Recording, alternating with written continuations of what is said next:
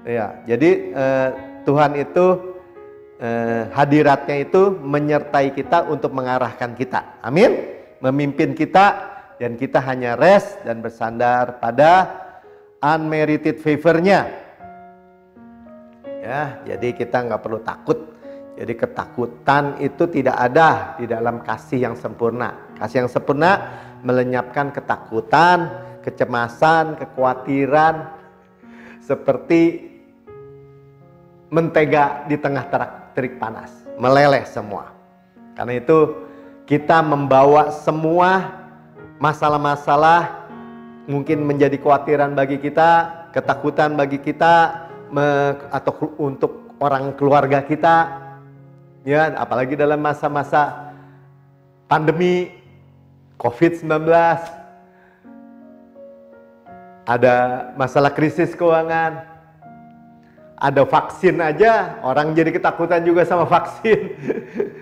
Ada segala macam masalah. Nah, kenapa kita nggak tanya sama Tuhan? Tuhan, menurut Engkau, apa yang Kau katakan tentang masalah ini? Buat saya pribadi, ingat ya. Dan rinci, mendetail buat kita, dan mendalam buat kita. Kenapa kita nggak tanya? Dia memberikan kepada kita apa? Mata hati kita terang.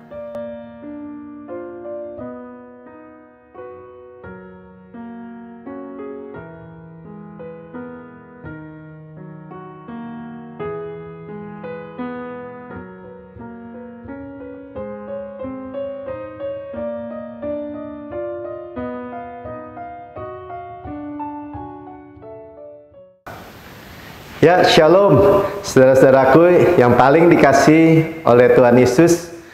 Jumpa lagi dengan kabar baik Yesus dan karyanya yang sempurna di kayu salib. Dalam tayangan sebagaimana Yesus di surga, demikian kita di bumi sekarang ini. Luar biasa ya, dalam hari-hari ini kita sangat memerlukan pewahyuan sebagaimana Yesus di surga, demikian kita di bumi sekarang ini. Ya, kita aman. Kita tahu bahwa Yesus yang kita pandang adalah indah dari segala sisi. Depan, belakang, kiri, kanan, luar, dalam. Dia beautiful, dia sangat indah. Waktu dia kuat, dia tidak sombong. Waktu dia lembut, dia tidak lemah. Sekuat baja, selembut beludru. Dia raja segala raja. Tuhan segala Tuhan semesta alam, sekaligus hamba yang melayani kita. Dia adalah gembala yang agung, gembala yang baik. Kita adalah domba-dombanya. Dan sekaligus ia anak domba yang disembelih buat kita. Ia yang mensuplai, yang menyediakan segala sesuatu, setiap aspek dalam kehidupan kita. Sekaligus dia roti hidup bagi kita. Roti hidup yang turun dari surga. Dan kita bersyukur hari ini kita mendengar roti hidup itu, Yesus, kabar baik itu dalam kehidupan kita. Amin. Ya, kita tahu di dalam hari-hari ini kita akan merenungkan dari buku Unmerited Favor. Sekarang udah masuk dalam bab yang kelima. Ya, kita terus mengetahui bahwa Tuhan itu senang untuk memberkati kita. Karena dia memberkati kita, menyatakan kemuliaan melalui kita yang di dalam Yesus. Jadi dia yang dipermuliakan. Jadi kalau ditanya, siapa yang layak terima semua berkat itu, semua kebaikan itu, semua sukses itu, keberhasilan itu yang luar biasa sekali. Kita katakan siapa? Yesus. Siapa yang menerima semua itu? Saya. Siapa yang dipermuliakan? Tuhan. Siapa yang dipermalukan? Tentu saja musuh, iblis ya. Jadi kita sudah jalan terus, kita sudah mendengar bahwa hanya kemurahan yang tidak layak kita terima, hanya kebaikannya, dan itu gratis dan praktis. Ya, sekarang kita nih sedang masuk dalam bab 5, ini adalah mempraktekkan ya hadirat Tuhan. Jadi orang sering bertanya, bagaimana prakteknya Pak? Kita sudah tahu Yesus itu sudah menyelesaikan semua. Kita sudah tahu bahwa Yesus itu baik. Dia tidak mengejar dosa, ya. Dia itu tidak pernah bahkan meninggalkan kita atau melupakan kita. Praktisnya gimana? Prakteknya gimana? Ya, kita jawab ya sederhana aja. Jadi mempraktekkan hadiratnya adalah meningkatkan kesadaran. Sama-sama katakan kesadaran akan Kristus. Jadi kalau lebih singkat lagi apa? Sadar Kristus. Kita memenuhi, berpikir lebih banyak tentang Yesus. Sama-sama katakan sadar Kristus. Kalau sadar Kristus artinya kita mengalihkan fokus kita dari diri kita sendiri dan memandang Yesus. Fokus diri menjadi fokus Yesus. Sadar Yesus di hati nurani kita, sadar Yesus. Itu ya Pak, hati nurani saya suka menuduh, suka mendakwa. Itu buang semua, kita udah tahu ya. Sederhananya katakan hati nurani saya sempurna karena korbannya sempurna. Sekali lagi ya, hati nurani saya sempurna karena korbannya sempurna. Korban siapa? Korban Yesus. Hati nurani sempurna seperti apa? Tidak menerima tuduhan, tidak menerima dakwaan, tidak mengharapkan penghukuman. Kenapa tadi? Karena korbannya sempurna. Ya, korbannya sempurna. Nah, kita meningkatkan kesadaran kita. Ya, sadar Yesus. Sekali lagi ya, sadar Yesus. Yesus itu segalanya buat kita. Dia hikmat buat kita. Dia kebenaran buat kita. Kekudusan, penebusan. Wah, itu hal-hal besar, Pak. Hal-hal kecil gimana? Kesehatan kita, kekuatan kita, perlindungan kita. Kok bisa Pak? Ini Yesus gimana jadi perlindungan? Ya dia kota benteng, gubuk pertahanan, perlindungan, gunung batu, perisai, menara. Di bawah kepaknya kita berlindung. Dan masih banyak lagi. Di Alkitab kita bisa lihat. Ya begitu banyak. Bahwa dia adalah segalanya buat kita. Ya, sehingga kita itu hanya memandang Yesus. Kita hanya melihat, ya melekat pada Tuhan. Mari beberapa ayat yang kita akan renungkan hari ini dalam bagian yang pertama dari bab yang kelima ini, ya. Yang pertama adalah di dalam Efesus 1 ayat 17, Saudara bisa lihat di tayangan, Matius 11 28 sampai 30, Amsal 15 ayat 3, Mazmur 97 ayat 5, Mazmur 3 ayat 4, 1 Petrus 5 ayat 7, Lukas 12 ayat 7, Yohanes 10 ayat 3 bagian B. Nah, kita akan lanjutkan ya bahwa kita sudah tahu bahwa Tuhan menyertai kita itu tidak akan pernah meninggalkan kita. Saudara boleh dengar di tayangan-tayangan sebelumnya, saudara cari ya. Dan jangan lupa like dan subscribe. Supaya apa? Supaya kabar baik diberitakan ke seluruh dunia. Melalui saudara juga. Ya, melalui tayangan seperti ini. Ya, dia jadi tidak mengejar dosa, tidak memburu dosa. Tuhan itu juga dikatakan ume, tidak akan pernah mengingat dosa-dosa kita atau pelanggaran-pelanggaran kita lagi. Ya, jadi ada dua ume. Apa itu ume, Pak? Tidak akan pernah mungkin. Yang pertama, tidak akan pernah mungkin meninggalkan kita atau melupakan kita atau mencampakkan kita. Tidak akan pernah mungkin yang berikutnya, tidak akan pernah mungkin mengingat dosa dan kesalahan kita. Itu membuat apa? Membuat kita bisa mempraktekkan hadirat Tuhan atau kesadaran yang lebih lagi tentang Yesus. Kita nggak takut. Ya, ketika Tuhan katakan tidak pernah meninggalkan, artinya sekalipun kita gagal, dia tetap di samping kita. Bahkan kita di dalam dia di dalam kita dibungkus, dilingkupi oleh Yesus. Luar biasa ya. Jadi kehadirat Tuhan itu tidak mencari kesalahan-kesalahan kita. Dia tidak memburu dosa kita. Tetapi menunjukkan apa yang sangat benar di dalam hidup kita, ya, dalam segala aspek, dalam segala hal, ya, sehingga kita dapat berkata, Tuhan, saya sedang mengerjakan ini, saya sedang mengerjakan itu. Apa firman-Mu? Atau apa yang mau Kau katakan tentang masalah saya ini? Nah, kita mempraktekkan hadirat Tuhan. Nah, Tuhan memberikan apa? Memberikan kepada kita roh hikmat dan wahyu. Memberikan kepada kita matahari hati kita terang. Ya, kadang-kadang ada orang-orang yang hidup udah tinggal napas saja gitu. Mungkin dia merasa sudah tua, atau dia merasa sudah tidak berharga, oh anak-anaknya sudah meninggalkan dia, atau dia merasa dia hidup asal nunggu kematian aja. Ada dulu ya seorang yang saya kenal, wah Mel, Oma sudah jauh sini, deket sana. Dia hanya hidup nunggu waktu seolah-olah gitu. Nah, apakah seperti itu kita masih hidup di dalam dunia ini? Tentu tidak. Ya, mari kita melihat bagaimana kita bisa memandang Yesus dan kita mengetahui bahwa Yesus itu akan memberikan kepada kita yang tadi saya bilang, ya, mata hati kita terang. Saya bacakan ya di dalam Efesus 1 ayat 17.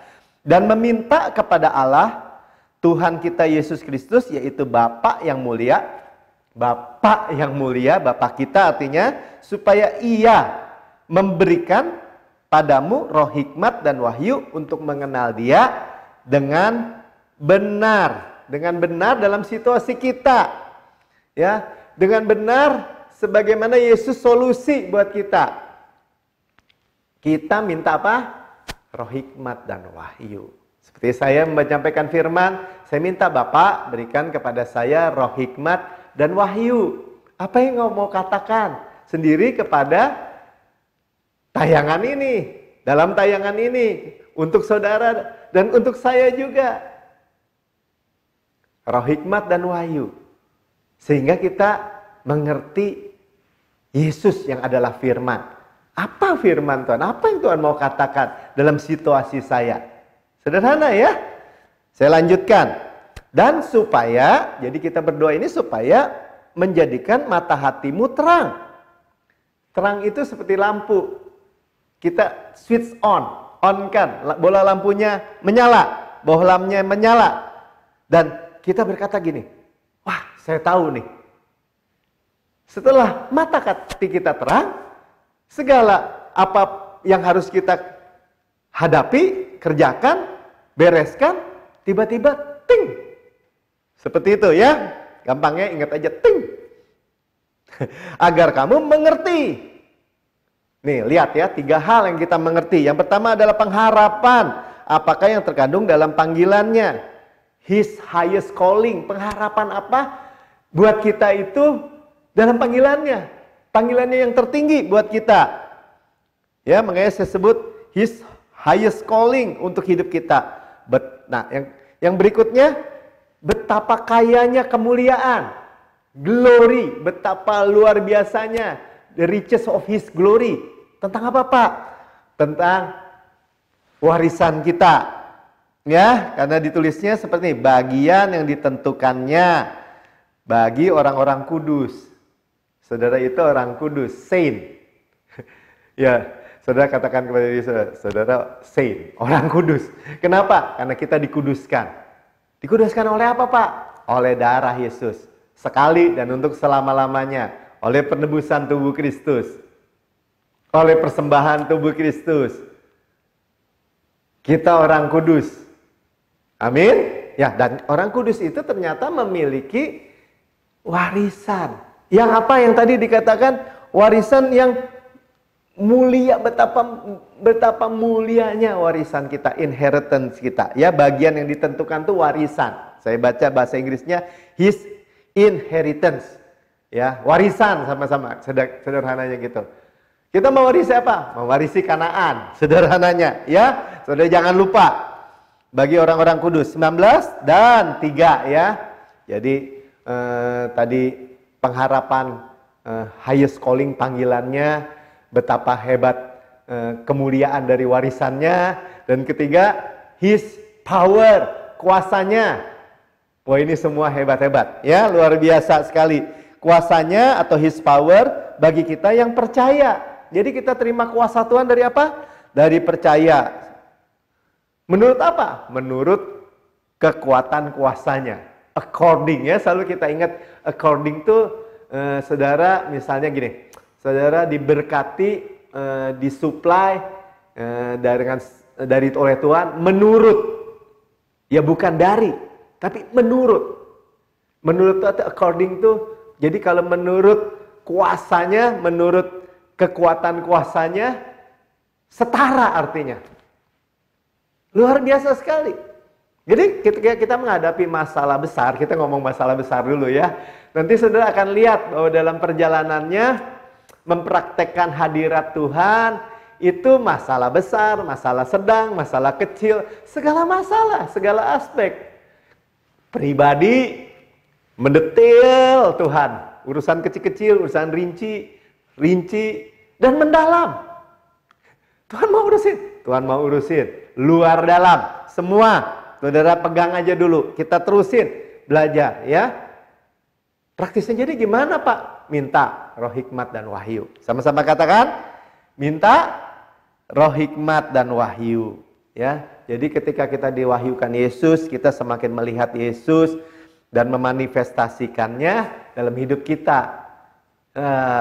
Cuman beholding kan, cuman melihat. Seperti semua orang bisa melihat. Saya pegang bolpen ya. Kalau saya katakan kepada saudara semua, ayo lihat bolpen ini. Ayo lihat. Bisa nggak?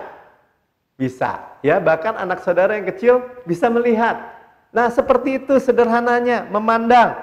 Ya, kalau kita memandang kemuliaan Yesus, kita memandang pewahyuan Yesus, kita memandang keindahan Yesus, kita diubahkan dari kemuliaan kepada kemuliaan semakin besar. Kok bisa, Pak? Karena kita bergaul dengan Tuhan. Kita dekat, menyadari, sadar hadirat Tuhan.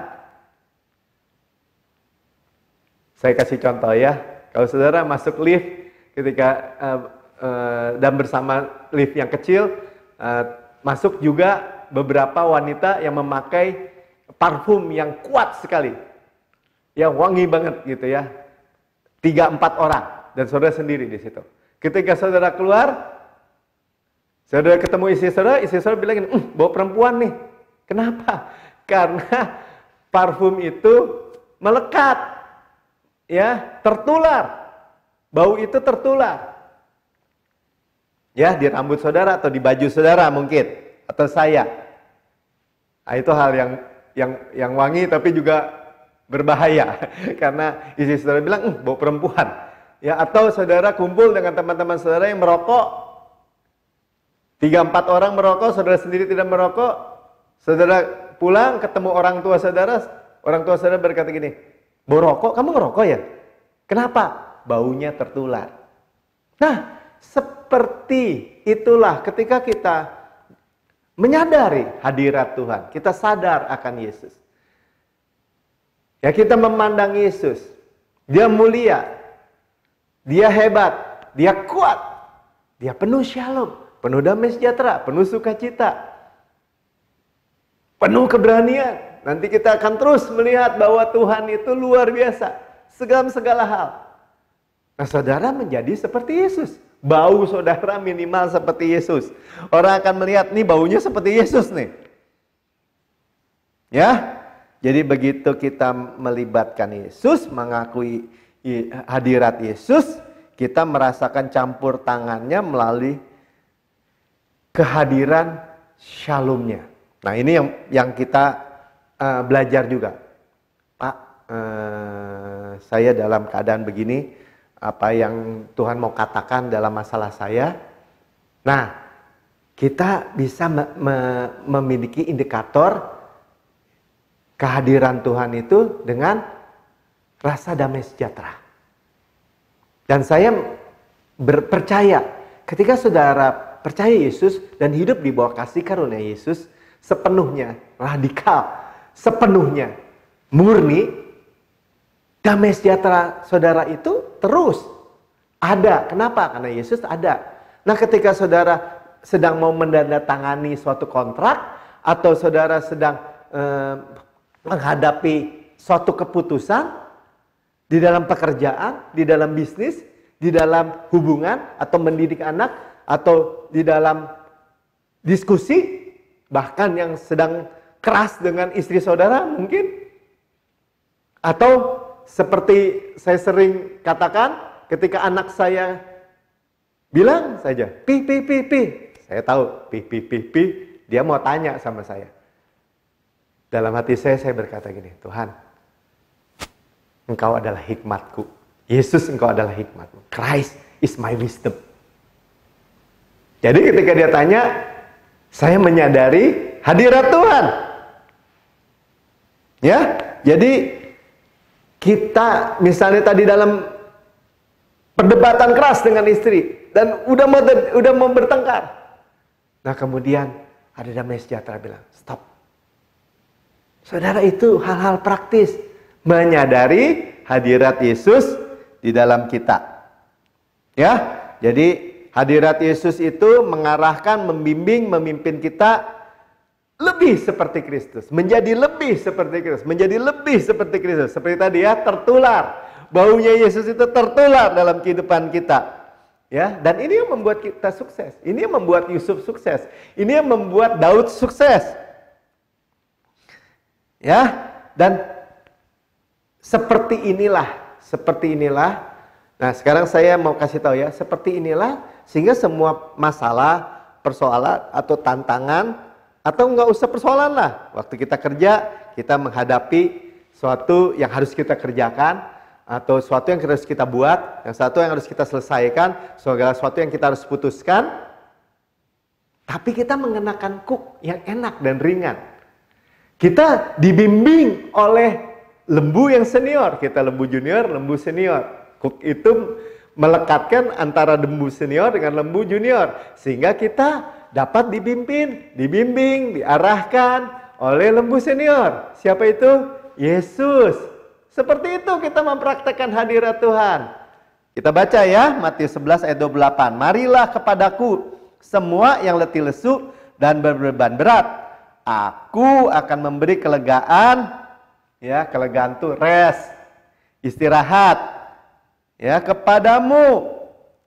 Sudah lihat ya, ini poin yang pertama yang sangat penting. Tuhan katakan pertama apa? Dia mengundang. Dia menanti. Tidak memaksa. Ingat ya, di bawah kasih karunia, Injil, kabar baik itu tidak memaksa. Tapi dia mengajak. Dia menunggu. Sampai saudara apa? Sampai saudara mau menerima suplai Tuhan. Nah, yang letih lesu dan berbeban berat itu letih lesu terhadap, karena apa? Karena hukum Taurat. Hukum Taurat menuntut upaya usaha manusia yang terbatas. Hukum agama menuntut untuk orang-orang mencapai standar yang mustahil mereka capai. Di dalam bahasa MSG-nya atau the message-nya, the message ya, itu lebih jelas ya, yang sampai saya jelaskan. Are you tired, worn out? Apakah engkau lelah, lesu, burn out on religion? Terbakar habis oleh karena agama. Ya, hukum Taurat itu tuntutan. Dia tidak menolong, menuntut. Jadi ketika kita menghadapi masalah praktis, dia tetap menuntut. Ah, kamu gini aja kamu nggak bisa. Kamu sih dulu nggak sekolah, males, nggak belajar. Sementara kasih karunia mensuplai. Nelayan sederhana seperti Petrus atau Yohanes atau Yakobus, orang melihat, bukankah mereka orang biasa? Kok bisa seperti ini? Beberapa ayat menyampaikan seperti itu. Ya, come to me, datang kepadaku, get away with me, berjalan kepadaku bersama dengan aku, and you will recover. Ya, and you will recover your life. Hidup kita itu di recover. dipulihkan dari segala masalah tadi. Nah, karena janji Tuhan berkata gini, I will show you how to take real rest. Relax, not stress. Ya, saya akan menunjukkan bagaimana bagi kamu rest, istirahat, relax yang sebenarnya. Nah, dikatakan ayat 4, orang-orang Farisi kan tadi hukum Taurat, saya nyimpang sedikit ya, itu mengikat beban-beban berat. Ya, Matius 23 ayat 4. Mereka mengikat artinya tuntutan beban-beban berat, lalu meletakkannya di atas bahu orang, tetapi mereka sendiri tidak mau menyentuhnya. Ya, tidak mau menyentuhnya nih mafia-mafia agama, hanya munafik di hadapan Tuhan. Hanya tampak luar. Dan memberikan beban-beban berat itu kepada pengikutnya. Jadi kalau saudara gini, saya udah capek nih, saya udah lelah. Kok kekristenan berat ya? Ya saudara udah di bawah agama saudara. Tuntutannya berat ya. Begini, begitu, begini berat ya. Nah, Tuhan menyediakan kuk yang enak dan ringan. Orang-orang agama menyediakan apa? Menimpakan kepada saudara salib kembali, yang padahal salib itu sudah Tuhan Yesus pikul. Tuhan Yesus memberikan apa? Iya benar, Tuhan Yesus kan yang memerintahkan memikul salib. Tetapi salib itu dia yang pikul. Salib saudara dan saya. Dan dia menggantikannya dengan kuk. Sama-sama katakan menggantikannya dengan kuk yang enak dan ringan. Apa itu Pak? Itu adalah rest. Tadi kita udah baca ya, rest yang pertama. Tempat perhentian. Ya, itu adalah janji penyertaan. Sama-sama katakan janji penyertaan. Karena Tuhan mengikatkan dirinya dengan kita untuk membimbing kita, membawa kita di dalam seluruh kemenangan.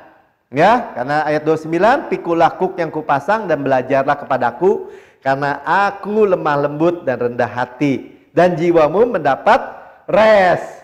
Tuhan itu lemah lembut dan rendah hati. Tuhan itu mau kita apa? Belajar. Ya, dalam bahasa kalau ini amplified ya, walk with me and work with me. Jadi jalan, kerjakan tuh dengan saya. Ya Tuhan menyertai. Watch how I do it. Saudara hanya lihat bagaimana Tuhan yang mengerjakan. Kok bisa gitu Pak? Ya itulah luar biasanya janji firman ini. Ya, saudara pilih salib, beban berat yang sudah Tuhan Yesus pikul, saudara ambil lagi, atau pilih kuk. Beban yang enak dan ringan. Dan belajar pada Tuhan. Dan Tuhan yang kerjakan. Kita hanya nonton tadi dikatakan.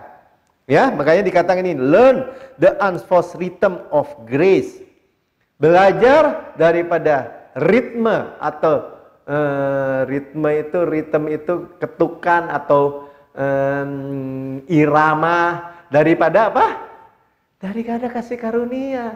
Jadi yang ngerjakan siapa? Yesus. Kok bisa Pak? Dia mengerjakan di dalam kita, melalui kita. Kok bisa Pak? Iya bisa. Itulah yang Rasul Paulus katakan. Kamu melihat aku lebih bekerja keras daripada mereka semua, daripada rasul-rasul lain. Tetapi itu bukan aku, melainkan kasih karunia yang bekerja di dalam aku. Itu contohnya di Alkitab. Ya, makanya dikatakan sebab ayat 30, kuk yang kupasang, ya bukan salib. Sama-sama katakan bukan salib, tetapi kuk. Sekali lagi, bukan salib, beban berat, beban hukum Taurat, tetapi kuk.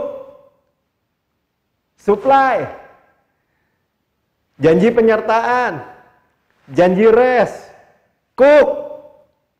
Ya, itu enak dan bebanku pun ringan. Enak, sama-sama katakan enak. Jadi penyertaan Tuhan enak nggak? Enak. Ringan nggak? Ringan. Kenapa ringan Pak? Bebannya di Yesus. Sama-sama katakan, bebannya di Yesus. Ya, jadi kita lepas saja. Ya, jadi sekarang kita melihat semua ya dari Alkitab kita bukan mencari-cari, wah kesalahan apa nih, saya kurang apa nih, saya masih kurang apa, bukan. Ya, Tuhan tahu setiap kekurangan kita, kesalahan kita. Tuhan tahu keadaan kita, tetapi Dia saja melihat kita melalui lensa atau kacamata salib. Ya, dan menghapus semua kegagalan dalam hidup kita. Siapa yang hapus? Salib, darahnya. Ya. Jadi kalau tidak enak, membebani, buang saudara. Ya, contoh ya, Amsal 15 ayat 3. Mata Tuhan ada di segala tempat, mengawasi orang jahat dan orang baik. Jadi, saudara lihat tadi ya, mata Tuhan itu ketujuh roh Allah. Salah satunya bukan salah satu, dua di bagiannya tadi apa? Roh hikmat dan wahyu. Roh hikmat dan roh wahyu. Itu mata Tuhan. Melihat kita bukan untuk mencari kesalahan kita, kekurangan kita. Dia udah tahu kita punya salah, punya kekurangan. Dia mencari apa? Dia mencari apa yang sangat benar dalam diri saudara dan saya. Itulah Roh Kudus dalam hidup kita, bukan comel. Bukan mencari-cari kesalahan, kekurangan-kekurangan kita. Bukan konflik dosa kita. Tetapi menyadari, membuat kita sadar akan hadiratnya menyertai kita. Hadirat Yesus menyertai kita. Penyertaan Yesus tidak pernah meninggalkan kita. Memberikan kita kesadaran bahwa kita adalah kebenaran Allah dalam Kristus. Kita adalah orang kudus di dalam Kristus. Amin. Luar biasa ya. Makanya Injil dibilang too good to be true, ya. Sampai kita terlalu baik untuk dapat dipercaya. Tetapi itulah kebenaran. Ya, jadi Tuhan itu hadiratnya itu menyertai kita untuk mengarahkan kita. Amin. Memimpin kita dan kita hanya rest dan bersandar pada unmerited favor-nya. Ya, jadi kita nggak perlu takut. Jadi ketakutan itu tidak ada di dalam kasih yang sempurna. Kasih yang sempurna melenyapkan ketakutan, kecemasan, kekhawatiran, seperti mentega di tengah terik panas, meleleh semua. Karena itu kita membawa semua masalah-masalah mungkin menjadi kekhawatiran bagi kita, ketakutan bagi kita, atau untuk orang keluarga kita, ya, apalagi dalam masa-masa pandemi COVID-19, ada masalah krisis keuangan. Ada vaksin aja, orang jadi ketakutan juga sama vaksin. Ada segala macam masalah. Nah, kenapa kita nggak tanya sama Tuhan? Tuhan, menurut Engkau, apa yang Kau katakan tentang masalah ini? Buat saya, pribadi ingat ya. Dan rinci, mendetail buat kita. Dan mendalam buat kita. Kenapa kita nggak tanya? Dia memberikan kepada kita apa? Mata hati kita terang. Mazmur 97 ayat 5. Gunung-gunung luluh seperti lilin. Ya, tapi saya katakan seperti mentega di tengah panas terik. Meleleh. Gunung-gunung masalah. Meleleh seperti lilin. Di hadapan Tuhan seluruh bumi. Berarti apa? Dia mencakup seluruh bumi. Wah Pak, saya di ujung, di daerah yang terpencil Pak. Tuhan mencakup seluruh bumi. Dan hadiratnya meluluhkan, melelehkan kekhawatiran saudara, ketakutan saudara dan saya, kekhawatiran, kecemasan saudara dan saya. Itu hadirat Tuhan. Ya, jadi kalau bicara khawatir, Tuhan katakan apa? Lempar. Serahkanlah segala khawatirmu kepadaku, sebab aku memelihara kamu. Bahasa Inggrisnya, cast your care, lempar kekhawatiranmu atau kepedulianmu, sebab aku peduli akan kamu. Katakan Tuhan Yesus peduli. Makanya Tuhan Yesus peduli, Tuhan Yesus bilang gini, jangan hendaknya kamu khawatir tentang apapun juga, tapi nyatakanlah segala hal keinginanmu kepada Allah dalam doa, permohonan, dan ucapan syukur. Nanti kita akan lanjutkan ya. Jadi dengan doa, permohonan, dengan ucapan syukur. Ucapan syukur atau grateful atau terima kasih ini adalah Cara praktis juga menyadari kehadiran Tuhan. Menyadari bahwa Tuhan tidak pernah meninggalkan kita. Kita mengucap syukur. Grateful. Thank you Lord. Sorry ya, saya di toilet aja kalau buang air, saudara mengucap syukur nggak? Bisa buang air. Ucap syukur, Tuhan terima kasih. Pertama saudara lega kalau udah nggak bisa pipis misalnya gitu. Waduh, nggak enak benar cari WC, susah. Kedua, saudara bisa lancar. Ya Pak, masa hal-hal kayak gitu Pak? Semua hal. Saudara sikat gigi, saudara bisa mandi. Saudara, ketika saudara cuci rambut saudara bisa bilang, aduh jadi segar ya. Terima kasih Tuhan, tidak ada satupun rambutku yang jatuh ke tanah kalau Tuhan tidak mengendaki. Rambutku dihitung semua, dinomorin semua oleh Tuhan. Bukankah itu firman Tuhan? Saudara jalan, saudara bisa melakukan kegiatan, aktivitas, bahkan olahraga. Saudara bisa berkata, Tuhan, Engkau kesehatan saya. Yesus, terima kasih ya. Engkau kesehatan saya, Engkau kekuatan saya.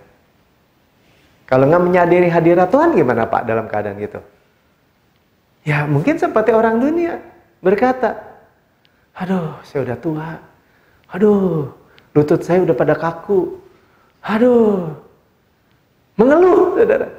Hati-hati loh, lutut kering, sakit, kemarin saya kena tuh. Kan bukan itu kenyataan Pak, ya itu fakta. Tapi kebenarannya bilang apa? HP yang gembira adalah obat yang manjur. Iya obat yang manjur. Ya yang sakit sembuh, itu obat yang manjur. Tapi diteruskan dikatakan semangat yang patah mengeringkan tulang. Jadi hati yang gembira itu membuat semangat tidak patah. Dan kalau semangat kita tidak patah, atau kita hidup dengan gembira, dengan sukacita, tulang-tulang kita nggak kering. Kalau tulang-tulang kita nggak kering, sendi-sendi kita nggak menjadi sakit. Saya lihat kan? Itu kuasa dari mengucap syukur. Melempar semua khawatir. Jangan seperti yang saya katakan. Ada 2 burung di dahan. Dan yang burung yang satu berkata, lihat tuh manusia. Waduh, bolak-balik, jungkir, balik. Wah, berkeringat mukanya tuh pada asam tuh, lihat. Kenapa tuh? Burung yang satu katakan gini.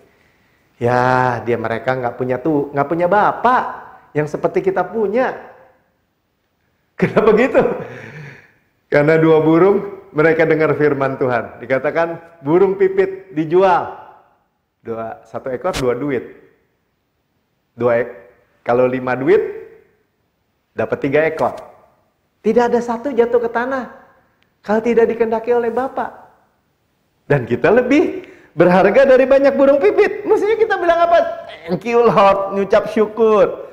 Ya, bahwa kita ingat ya lagi kisahnya Yusuf. Tuhan itu membuat rekam jejak Tuhan menyertai Yusuf dari sumur kosong yang dalam mungkin ya sampai menjadi perdana menteri di Mesir. Kita tidak hidup dalam penyangkalan tentu saja ya. Jadi dibutuhkan hadirat Tuhan untuk kita itu bebas dari kekhawatiran. Sama-sama katakan, hadirat Tuhan untuk bebas dari rasa khawatir. Hadirat Tuhan untuk bebas dari rasa khawatir. Rasa khawatir dari mana? Dari penghukuman tadi, pendakwaan. Itu akar yang terdalam, penghukuman. Dari mana? Dari di bawah hukum Taurat. Khawatir, ketakutan, berikutnya. Ya, Mazmur 3 ayat 4, ini supaya masuk dalam hati ya, bahwa Tuhan itu memberikan kepada kita itu bukan menyangkali ada raksasa-raksasa misalnya di Kanaan. Menyangkali bahwa ada masalah atau ada hutang yang harus dibayar atau ada tagihan ini dan itu yang harus dibayar. Atau apapun juga lah yang dihadapi. Ya Tuhan nggak meminta kita untuk berpura-pura bahwa fakta itu tidak ada. Tapi dia mau menyadari kita bahwa memberikan kita kesadaran. Dia mau kita itu sadar atau menyadari bahwa dia menyertai kita. Saya baca dulu ya. Tetapi engkau Tuhan adalah perisai yang melindungi aku. Tuhan mau kita menyadari bahwa dia perisai. Dia tidak mau kita menyangkali, oh nggak ada COVID, nggak ada. Lu mau jalan nggak ada virus nih, gue nggak pakai masker nih gitu. Bukan. Itu namanya stupid. Saudara pakai, ikuti aturan pemerintah. Karena saudara kalau tidak lakukan, ada hukum yang akan memberikan konsekuensi. Tetapi kesadaran kita, perisai kita siapa? Yesus. Atau Yesus itu apa? Perisai buat kita. Perisainya kayak gimana, Pak? Perisai itu melingkupi kita, atar melingkupi kita, Shekinah Glory melingkupi kita, membungkus kita. Bahkan kalau dengan dipanah-panah api si jahat, seperti air yang membungkus kita. Ya, engkaulah kemuliaanku dan mengangkat kepalaku. Jadi ada nggak raksasa di Kanaan? Ada. Semua pengintai 12-12-nya melihat raksasa. 10 tertunduk. Tapi Tuhan katakan hanya Yosua dan Kaleb kepalanya tegak. Kok bisa? Kan mereka lihat raksasa. Lihat masalah besar yang gak bisa tertangani. Ya melihat raksasa besar, Tuhan lebih besar. Raksasa tinggi, Tuhan lebih tinggi. Raksasa kuat dan perkasa, Tuhan lebih kuat dan perkasa. Amin. Ya, bahkan di tengah-tengah penderitaan kita, Tuhan bilang, aku penolongmu, aku lebih besar daripada penderitaanmu. Aku perisaimu. Aku pembelamu, aku bentengmu, aku penyembuhanmu, aku hikmatmu, akulah, I am. Sama-sama katakan, I am. Jadi saudara, kesadaran akan Tuhan menyertai kita dalam semua aspek, ya I am. I am itu artinya apa? Aku ada, ya aku ada. Aku mau jadi apa? Bisa. Dan iya. Dan amin. Dan kita sudah tahu bahwa Tuhan itu hanya ada baik dan baik dan baik. Ya, kita tahu Tuhan menyertai kita, bahkan mendukung kita, mensupport kita, maka raksasa besar nggak ada masalah. Ya, dan kita tahu sekali kita di tangan Yesus, kita selama-lamanya di tangan Yesus. Dan dia peduli. Ya, dia bukan hanya sanggup, dia lebih besar dari raksasa, dia lebih kuat dari raksasa, dia lebih perkasa daripada raksasa, dia lebih tinggi dari raksasa. Iya, kita semua bilang, iya tentu saja Tuhan. Tapi dia juga mau. Ya, jadi kalau itu penting buat kita, penting buat Tuhan. Makanya tadi saya katakan, kita bisa bicara masalah-masalah besar, sedang, sampai masalah-masalah remeh-temeh menurut manusia mungkin. Wah, urusan jerawat aja lo pakai minta sama Tuhan urusin. Nggak apa-apa. Ya. 1 Petrus 5 ayat 7, serahkanlah segala khawatirmu kepadanya sebab ia yang memelihara kamu. Casting all your care, lempar semua yang kepedulianmu, kekhawatiranmu sebab ia cares. Cares itu artinya peduli. Dia yang urus tuh khawatir. Ya, jadi bersifat pribadi, rinci dan mendalam. Ya, coba ya saya buktikan nih. Dia peduli nggak urusan-urusan kecil? Lukas 12 ayat 7, bahkan rambut kepalamu pun terhitung semuanya. All numbered, dinomorin. Jadi kalau hilang satu Tuhan tahu. Makanya kalau saudara lagi cuci rambut keramas, saudara bilang, hei rambut, engkau kuat sehat. Engkau dimudahkan lagi. Tidak ada kamu boleh jatuh. Nggak boleh satu pun jatuh ke tanah. Karena Tuhan sudah hitung. Sudah dinomorin. Nah itu menyadari hadirat Tuhan. Ini masalah kecil Pak. Iya makanya saya bilang segala masalah. Karena itu jangan takut. Karena kamu lebih berharga daripada banyak burung pipit. Diulang lagi ya tuh ayatnya ya. Ingat ya burung pipit tuh 1 duit dapat 2 ekor. Ya tadi saya salah ya. Tapi kalau 2 duit dapat 5 ekor, berarti gratis 1. 1 dapat 2. 2 mestinya 4 kan? Dapat 5. Murah. Yang murah aja nggak 1 jatuh ke tanah kalau Tuhan tidak kehendaki. Dibandingkan ekstrim. Apalagi saudara. Kan saudara jauh daripada banyak hurung pipit. Ya gituin aja dipedulin sama Tuhan. Masa saya enggak? Rambut saya aja kata Tuhan, saya hitung, saya nomorin. Masa urusan keuangan enggak? Masa urusan perlindungan enggak? Masa urusan anak saya Tuhan enggak peduli? Ya tapi Pak, jangan pakai tapi. Mulai dong, Tuhan, bagaimana menurutmu, apa firmanmu mengenai masalah saya? Berikan saya roh hikmat dan wahyu. Ya, jadi sekali lagi, sama-sama katakan kasihnya, kasih karunia-Nya, ya, pribadi, rinci, dan mendalam. Sekali lagi, pribadi, rinci, dan mendalam. Amin. Ya, sekali lagi nih, tambahin nih ayatnya. Yohanes 10 ayat 3, bagian B. Dan ia memanggil domba-dombanya masing-masing menurut namanya. Pribadi. Ya, jadi nama saya nih, saudara sebut nama saudara. Saya namanya Melkisedek. Tuhan tuh tahu. Saya dombanya Tuhan. Tuhan tuh tahu banget. Kenal. Berarti pribadi ya. Dan menuntunnya keluar. Ya, jadi hubungannya apa? Dituntun. Pribadi. Rinci, dia kenal. Oh, yang ini ada tompelnya nih. Di sini ada ya saya punya anak ya pelihara sugar glider. Dia tahu nih. Kalau istri saya tanya, "Ini namanya siapa ya? Si Olaf atau si Olive nih?" "Oh, yang ini yang agak botak nih ini." "Oh, ini yang warnanya ada di sini ada buntutnya ini." Nah, seperti jauh ya, seperti gembala itu kenal domba satu persatu. Namanya dia tahu satu-satu. Oh, ini si Olaf nih, ini si Olive nih, ini si Kimchi nih. Ini si Berry. Siapa Pak tuh nama-nama? Nama-nama sugar glider anak saya. Ya, maksud saya cuma mau contohin bahwa dia itu mengenal kita, dia itu menyertai kita, dia itu mengasihi kita, pribadi, rinci, dan mendalam. Mari kita berdoa. Bapak, terima kasih. Kami mengucap syukur bahwa kami menyadari sekali bahwa hadirat Tuhan, penyertaan Tuhanlah yang membuat kami sukses.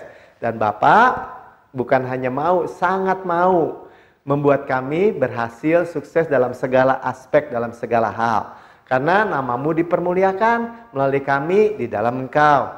Dan kami bersyukur Tuhan, Engkau tidak pernah meninggalkan kami, tidak pernah melupakan kami. Dan Tuhan tidak membuat kami ketakutan dengan hadirat-Mu. Engkau matamu memandang kami untuk melihat kami itu apa yang sangat benar dalam kehidupan kami. Segala masalah pribadi, rinci, dan mendalam itu Engkau tahu dalam kehidupan kami. Dan Engkau mau